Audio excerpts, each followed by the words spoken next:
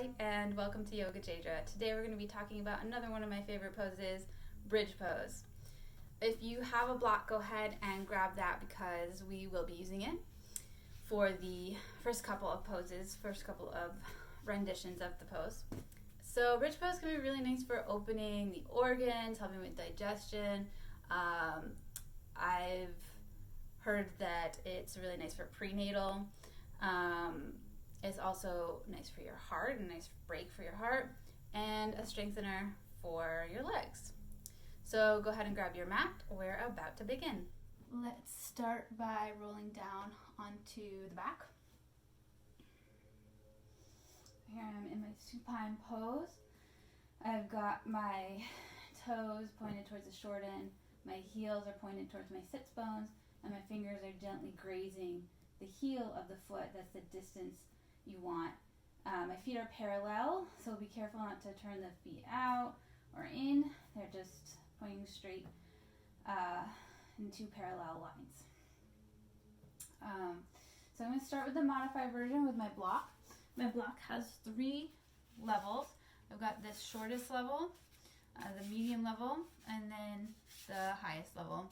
I'm going to start with the shortest level, placing this block right on my sacrum, my fused vertebrae in the lower back there. Then I'm coming back down into my reclined pose, and I'll lift up the hips and just place the block right underneath the sacrum. Already feels quite nice, and these modified variations are passive, so I don't have to use any strain or stress here. I can just sort of relax into the pose.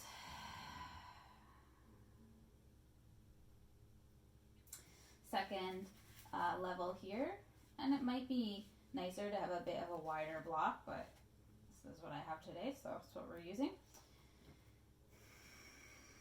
Already starting to feel a little bit of openness in the torso region.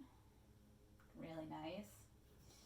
And then third level is actually not really modified. It's kind of a variation, because even though it is going to be passive, it's kind of higher level. I've got to get my hips up to this high, which is not so easy to do. But it does feel really nice once you get there.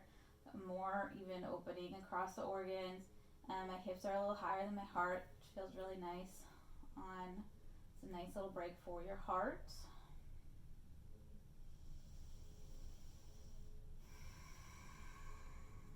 Okay, so we're going to let that go. Those are all the block variations. Now for just your very traditional, your teacher says, okay, we're going into bridge pose. This is probably what they mean. I'm going to keep my feet same pose and just gently lift the hips. If you're feeling open, you might start to walk the shoulder blades together under the back and maybe weave the fingers into a nice little basket. And this is your traditional bridge pose. If you are feeling super open and you don't have a block but you want that more passive pose, you could take your thumbs and point them to the spine, wrap the hands around, and just hold yourself up here with your forearms.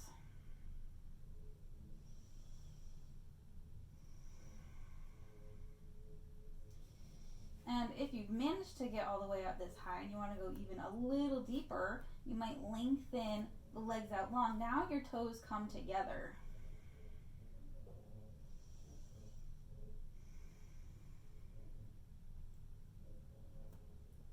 And I'll lift up to find my way back down. In between, I'm going to take a break, might knock the knees together, let the feet go wide. This is going to be a really nice release for my lower back.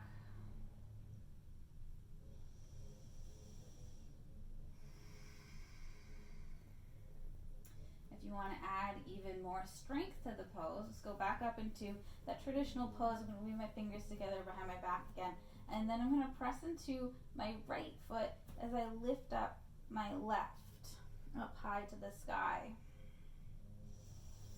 Hold here for a breath or two, and then I'll switch over to my other side. Keeping my hips just as high as they were before, and then finding my way back. And if you've got the block or you've got the support of your palms, your hands, your arms, you might add both feet up at the same time, just for fun. I'm going to take up one toe and then the other toe, hold here, and then find your way back down, same thing. And to rest in between, I'll go back to my knees knocked, or if you're feeling like you'd like a hip opener, you could go into Setu Bandha Sarvāṅgāsana. Just common options your teacher might give you in between. So a lot of times when I'm teaching bridge, I'll usually have 2 or 3 rounds, so you can do the same pose over and over, or you can switch it up a little bit. And a lot of times when you're in bridge, you're doing the bridge pose, your teacher might offer to end with, or in addition to the bridge, you might have the option to do wheel pose or upward facing bow. So I'll just do one of those now, and I'll get into it more deeply in another tutorial, but for now we'll just go into the very first iteration of the wheel. So to start, I'm going to take my fingertips like Spider-Man, put them by my shoulders next to my ears, and lift up onto the top of my head. Actually, I do put some weight on my head here, so you need some strength in the neck. I'm going to turn my hands around, fingers pointing towards my heels, and now press all the way up. And here's your upward facing bow, your wheel pose.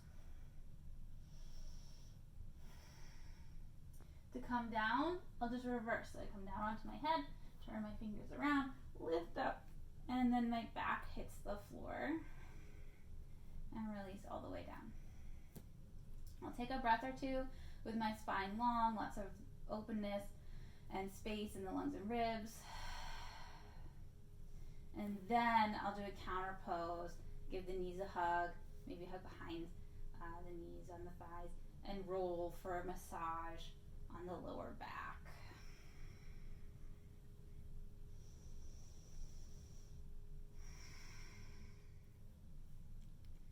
And that is bridge pose. Thank you.